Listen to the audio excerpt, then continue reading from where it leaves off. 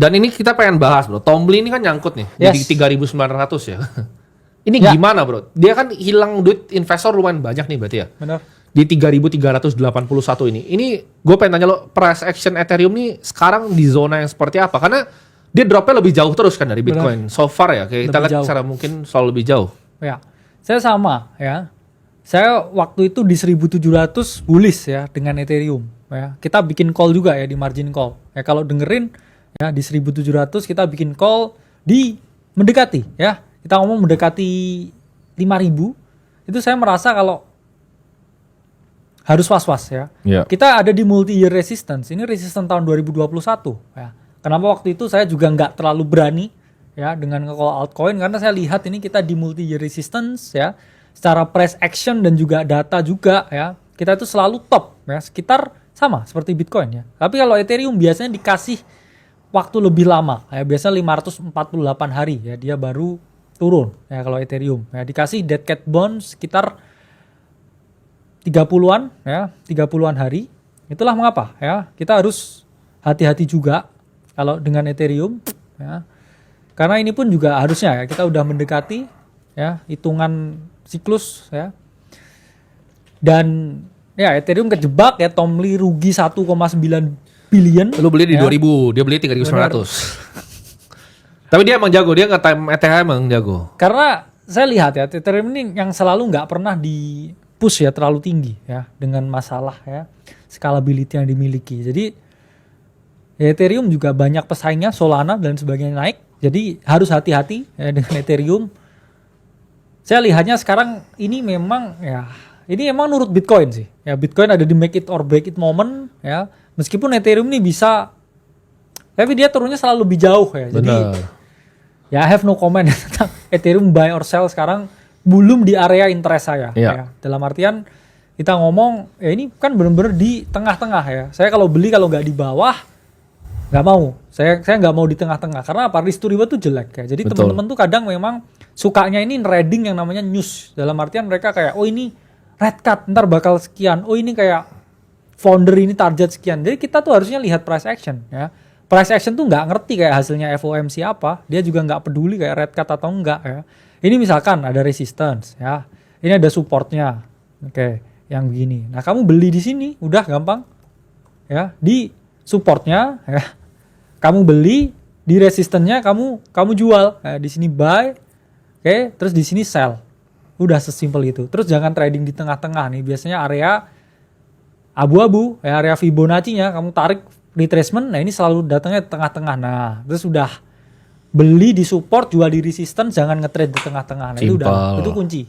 Sederhana. Ya. Karena Ethereum kan begini, ini kan range. Ya kamu belilah di 2000. Ini di resistance, ya udah kamu jual. Terus ini di tengah-tengah ya.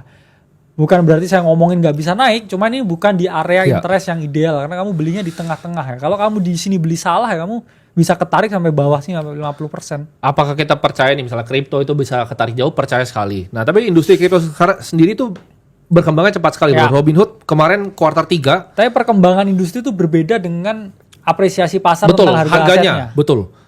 Trading revenue-nya Robinhood naik 339% ya di kripto. Dan kemarin Flatnf juga ada proposal kayaknya dari salah satu timnya untuk mau bikin seperti Coinbase ataupun Tesla ataupun MicroStrategy.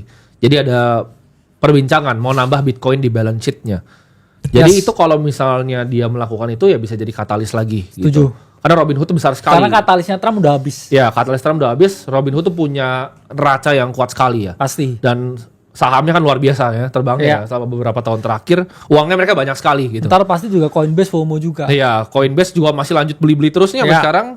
Sailor sih kemarin STRC-nya udah keluarin tuh yang buat Europe ya, STRC. Kita udah bilang tuh, kita udah tebak tuh. Iya. STRC D, E, F, Z tuh kita bilang kalau bisa keluarnya.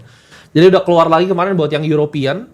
Jadi kayaknya seller ini mau nyerap uang dari bonds buat ditaruh di Bitcoin, tapi tetap aja itu emang bikin lebih stabil, jatuhnya lebih aman. Makanya kalau kita lihat Bitcoin aman sendiri, altcoin banyak yang jatuh tuh ngejeblos mereka ya. Yes.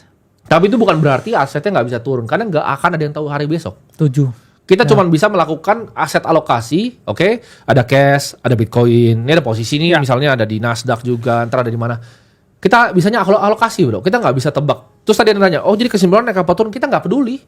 Ya. Karena kita udah jelas dari kemarin-kemarin gitu. Oh, case-nya segini, yang dalam ya. Case-nya Ya. segini, oh Bitcoin segini. Terus kita trade harian segini, itu Benar. udah ada alokasi, udah jelas gitu. Jadi kita nggak peduli besok mau 90.000, mau dia jungkir balik pun besoknya kita nggak gitu peduli.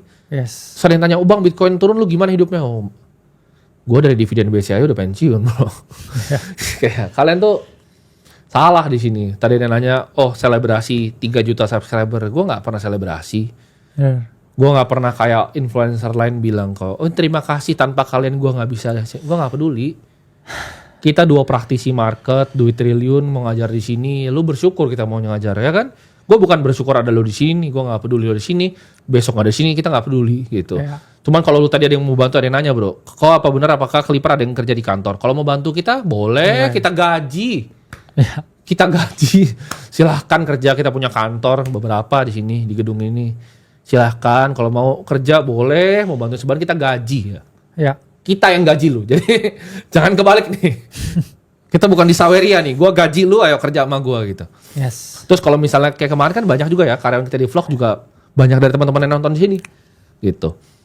Yang akhirnya kerja jadi customer support kita. Terus ada ya ini apa? Kampus ambasador kita banyak yang dari sini gitu. Jadi kita apresiasi kalian kalau mau kerja gitu.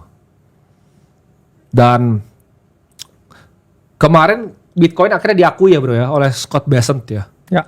Jadi itu big milestone untuk industri kripto. Kita percaya, kita bullish sama industrinya gitu.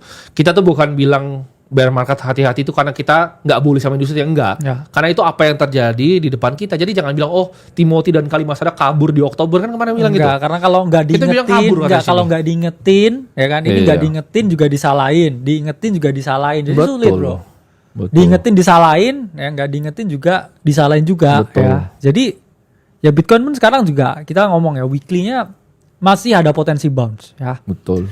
Jadi jangan salah ya, maksudnya kayak memang tadi lower time frame H4 ya masih bisa ditarik turun, tapi ini kita make it or break it moment juga ya di weekly chart ya, kita ngomong satu memang weekly chart 50 moving average di weekly ya, dan juga possible ya sejak September tahun lalu ya. Jadi apakah ini bounce atau tidak ya, ya kita lihat ya marketnya seperti apa developnya, tapi S&P sekarang masih belum koreksi yang signifikan juga ya, jadi itu yang concerning sebenarnya. Ini area psikologis 50 moving average ya, trendline juga, jadi let's see ya what it can do ya sekarang di area ini.